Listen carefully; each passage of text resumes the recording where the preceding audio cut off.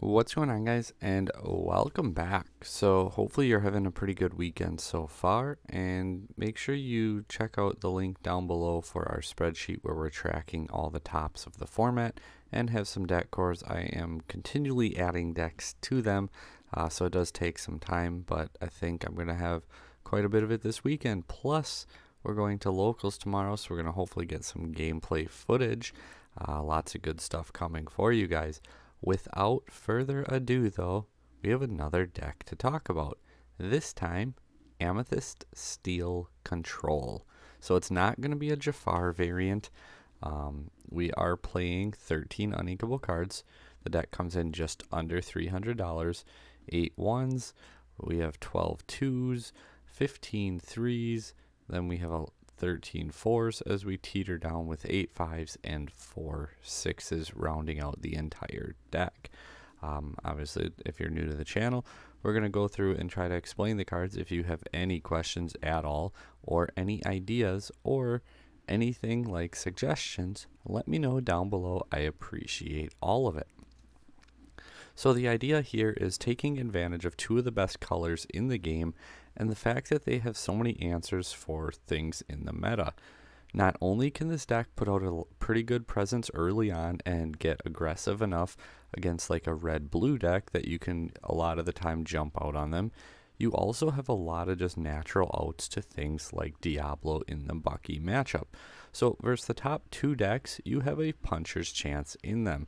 If you're going first, I would go as far to say they are both favorable. If you're going second, you have a heavy steel engine to be able to claw your way back into the game, in addition to rush characters such as Peter Pan and Madam Mim. So again, going second with this deck is not a death sentence that some other decks may be.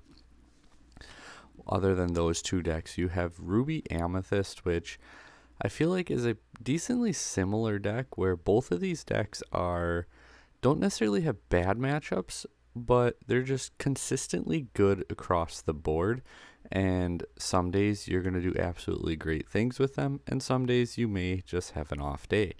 So I do think that this deck is pretty comparable to Ruby Amethyst.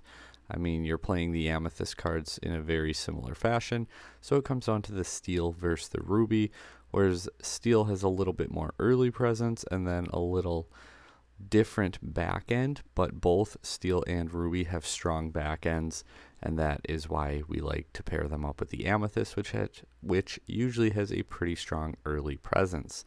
Then looking at something like Sapphire Steel, I feel like that matchup again could be a toss-up. So across the meta, you have just decent matchups everywhere. Not good, not bad, but you're never out of it and you always have a chance. So we're going to go over the cards now. Our one drops, we were playing Captain Hook and Robin Hood each at 3. We're going to try to shift Robin Hood on 3 a lot of the time, so naturally you want to max out on little Robin Hoods. We were testing and almost went as far to put in a couple of the 2-drop uninkable Robin Hood, where you can exert him to deal 1 damage to your opponent. While it was very strong in the Bucky matchup, it felt that a lot of matchups, it just wasn't that great. It did pair up really well also into the aggro matchups, but again, Bucky and aggro, you already have a lot of other answers to, so it just felt a little redundant to play it when it didn't really help us in those like steel mirror match type settings. Captain Hook offers that challenger status to be able to take out a big threat, and he also offers protection because we are playing Mr. Smee. Our 2-drop spots, we have the Madam Mim Snake. Shouldn't be too crazy here. We're playing 3 of her, mostly there for bouncing your Merlins, but once in a while you need to bounce an early card to get that extra ink back into your hand, and then you can go ahead and play into your mid game. Pinocchio Talkative Puppet has been a staple in this deck for a little over a full format now, and when you play it, you can exert one of your opponent's characters. Keeping in mind Bucky does have ward, so you cannot exert their Bucky, but you can take out other threats pretty quickly with this card in combination with other things. And the fact that you're playing your snake and your fox, you can bounce it back to your hand, so often you can use one Pinocchio multiple times and just deal with your opponent's boards when they aren't quite ready for you to do it. It's a kind of bad feeling as your opponent when you know they have Pinocchio in hand and you're trying to get your play going, just knowing that they're going to exert your card and get it over with and stop you in your tracks. Mr. Smee, we're playing 4 of him. He's a 3/3 who quests for 2 on turn 2. There really isn't anything more to say about that.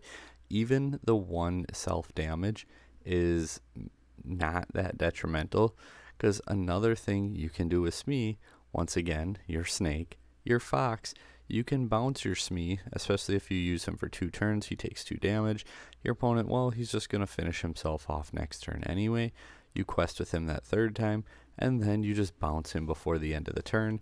And if you have enough ink, you can even replay him, and he gets to see the field for a few more turns. Your fox is one of the best cards in the deck, so you're not going to not play 4 of it. Merlin Crab is very strong and helps you deal with things like locations because, like I said, this is the do-it-all deck. This deck can not only deal with aggro, it can deal with control, it can deal with locations, it can deal with it all. Peter Pan Shadowfinder is just another very good option to play to take out your opponent's Diablos before they get too much advantage off of it. We've said it multiple times, the 2/3 stat line is just wonderful because it allows him to survive the attack. We were playing 3 Benjas. It came down to between Benja and Aladdin, and I was like, well, in that red-blue matchup, I think we can get aggressive enough where we don't need the recurring destruction from the Aladdin, that the on-play of Benja felt like it was just going to be stronger. You can jump out really early on that deck and just start putting a lot of pressure on them, and when they come down with the Hiram, if you drop the Benja on the Fishbone Quill, force the Hiram on like their popsicles, and they're going to run out hopefully sooner than later. But when you're putting all this pressure on, they don't necessarily get to play their game. They have to find a way to speed it up or to answer your game. We are maxed out on our Merlin package because Goat and Rabbit are just both very, very strong right now. Goat clearing out games, and the 4/3 stat line, especially when things like Ruby Amethyst are playing the Flynn Rider, having something with 4 attack, like your Mim Fox as well, is just a pretty nice safety net to have there.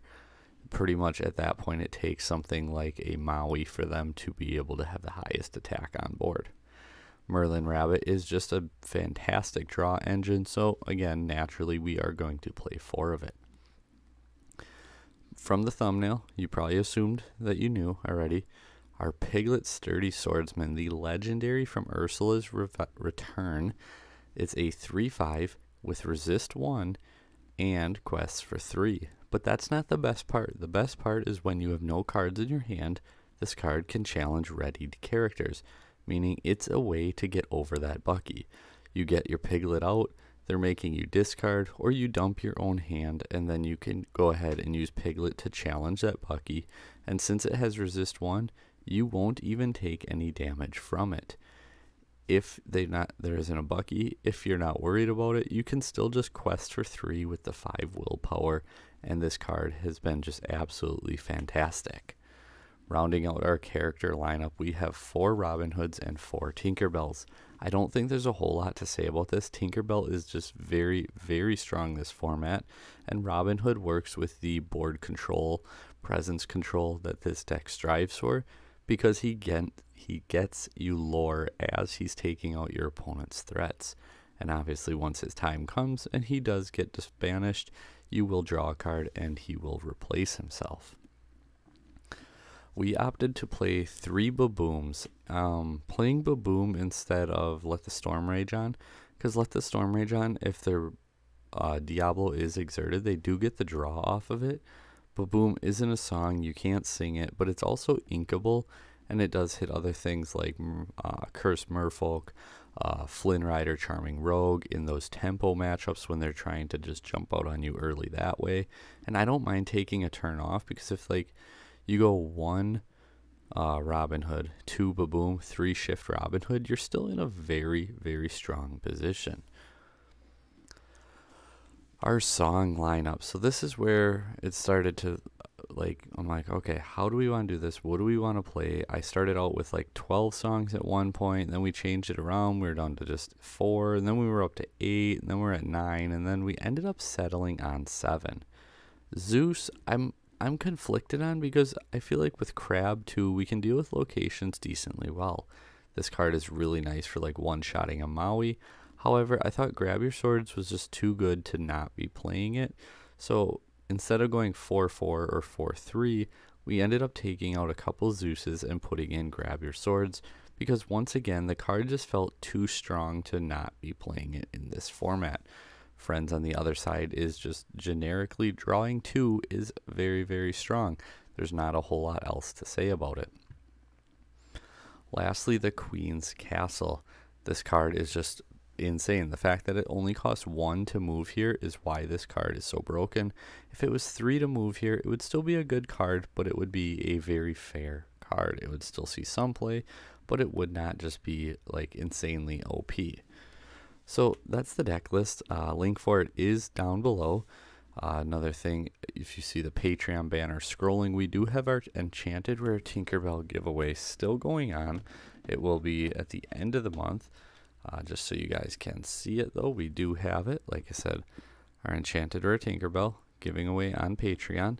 And our subscriber count has been going through the roof. We're going to hit it before the Set 5 release. So before the Set 5 release, we're going to hit 4,000 subscribers and give away a case of Shimmering Skies. What do you have to do for that?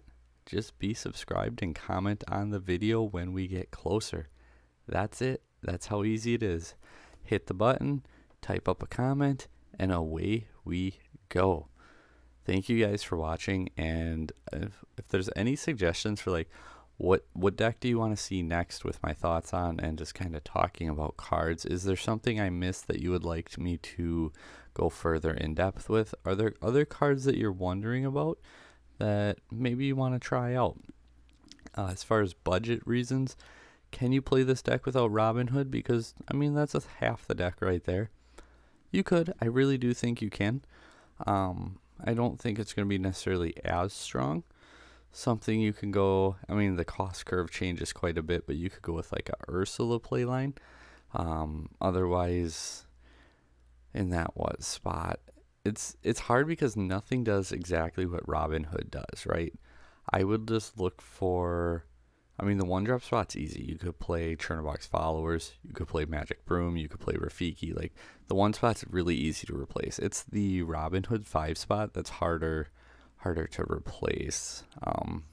Fairy Godmother would be a solid option. The card is just very strong, allowing you to get great resource management by questing with her, and then everything else gets +3 challenger, and if they get destroyed in a challenge that turn, they go back to your hand. So there's really good advantage that way, and she's like $6 opposed to 40. So those are some potential options. Like I said, it doesn't directly replace it.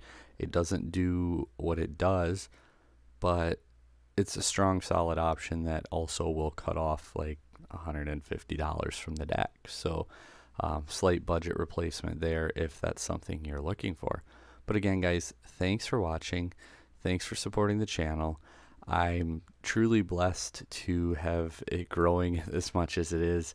And as far as like giveaways, I absolutely love giving back to you guys, because without all the support and without the views and the comments and you guys coming back, I wouldn't have a channel anyway. So I do think that it's just naturally works together. But thanks for watching, guys, and until next time, take care.